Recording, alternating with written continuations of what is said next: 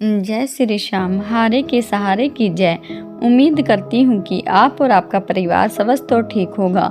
बाबा श्याम की कृपा से आप सदा तरक्की की ओर बढ़े। देखो, आज मैं आपको मोर पंख के उपाय के बारे में बताऊंगी, जो कि श्याम बाबा को बहुत अधिक प्रिय है।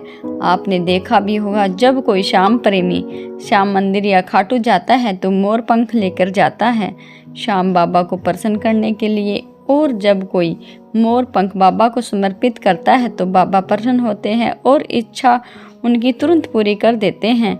तो आज मैं आपको मोर पंख के उपाय के बारे में ही बताऊंगी।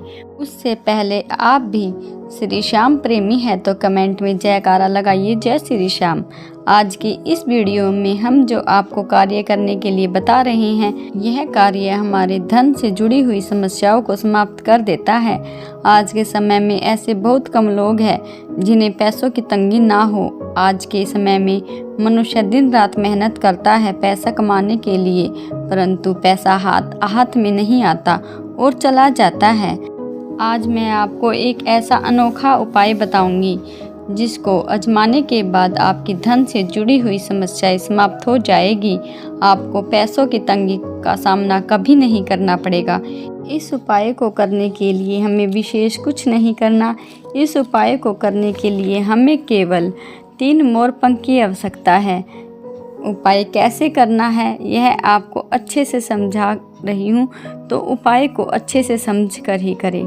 सबसे पहले तो ये देखो, मोर पंख होता क्या है। इसका हमारे जीवन में बहुत बड़ा महत्व है। आज से ही नहीं, प्राचीन काल से जितने भी शास्त्र है, ग्रंथ है, ज्योतिष विद्या है, उन सभी में एक महत्व मोर पंख का है।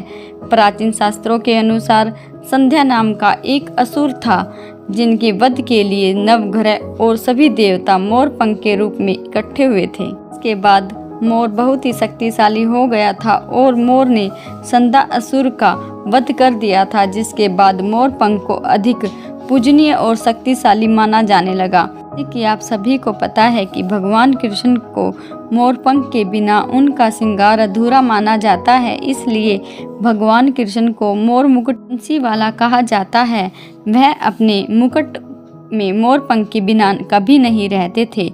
इसके पीछे का कारण यह है भी, माता यशोदा ने बचपन से ही उन्हें मोर मुकुट पंख धारण करवाया था, क्योंकि मोर पंख से कालसर्प दोष भी दूर होता है और भगवान कृष्ण को भी कालसर्प दोष था।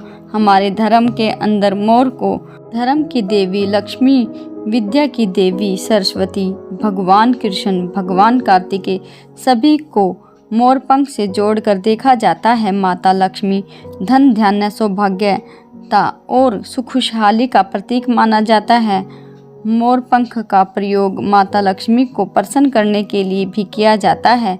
अगर आपको मोर पंख को बांसुरी के साथ अपने घर में रखते हैं तो रिश्तों में प्रेम बढ़ता है।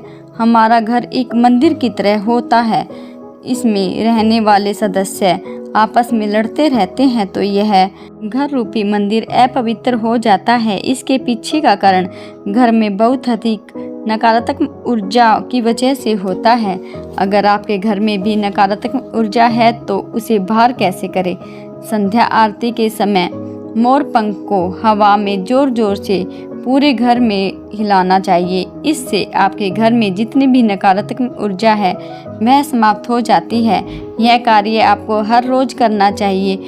जिस घर में सकारात्मक ऊर्जा होती है, माता लक्ष्मी का भी वास उसी घर में होता है।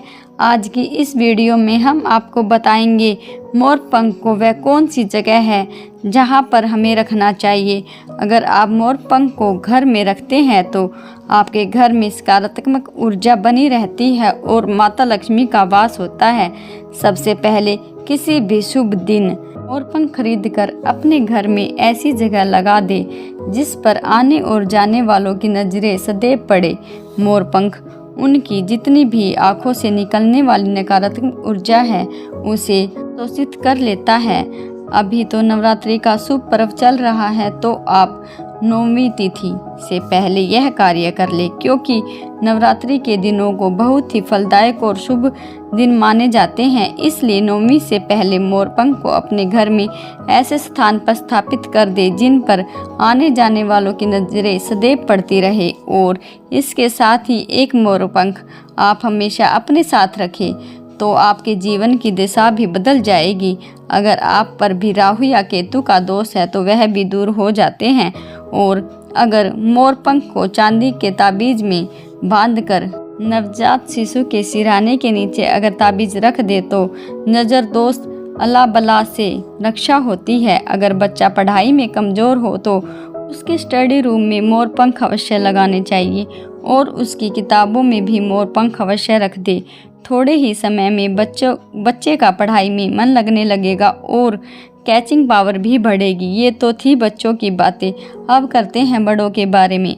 अगर आप कोई काम करते हैं और वह चलते चलते बीच में रुक जाता है या लंबे समय तक काम रुक जाता है तो आप अपने घर के बेडरूम में पूर्वी दिशा यानी साउथ ईस्ट कोने में मोरपंख अवश्य लगाने चाहिए।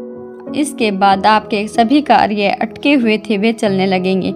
अगर घर में पैसों की बरकत नहीं होती, पैसा आता है और चला जाता है, तो आपको दक्षिण पूर्व यानी नॉर्थ वेस्ट कॉर्नर में लगा देते हैं तो घर में बरकत होने लगती है और अचानक आने वाले कष्ट और दुख जैसे एक्सीडेंट, बीमारियों से मुक्ति मिलती है। साथ ही मोरपंख स्थापित करने से घर में भी सांप प्रवेश नहीं करता और घर में किसी को कालसर्प दोष है तो वह भी दूर हो जाता है। मोरपंख और सर्प को आपस में शत्रु माना जाता है। सर्प राहु और शनि के सहयोग से बनता है। अगर मोरपंख को घर के पूर्वी और उत्तर पश्चिम दीवार पर या फिर जेब में रखा जाए तो मनुष्य को राहु का दोष कभी परेशान नहीं करता। अब देखो वह 3 जगह कौन सी है जहां पर मोरपंख को सदैव रखना चाहिए जिससे हमारी आमदनी 3 गुना बढ़ जाएगी। पहला स्थान है हमारे घर की अलमारी या तिजोरी। दूसरा, मोरपंख आप अपने घर के मंदिर में रखें या ईशान कोण में रखें और जब आप पूजा करें तब आप इस मोरपंख की भी पूजा अवश्य करें। आप देखोगे कि धन से आने वाले सभी रास्ते खुल जाएंगे। तीसरा, मोरपंख अपने बेडरूम के अंदर अपने पिलो के नीचे रखें। ऐसा करने से आपके अंदर पॉजिटिव एनर्जी आती है और आपको अच्छा सोचने और करने की शक्ति मिलती है।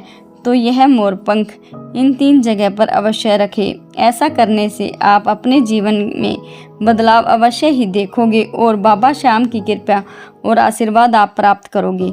वीडियो में दी गई जानकारी अगर आपको अच्छी लगी तो वीडियो लाइक कीजिए और चैनल को सब्सक्राइब कीजिए और कमेंट में जय श्री श्याम अवश्य लिखिए। जय श्री श्याम, हारे के सहारे की जय।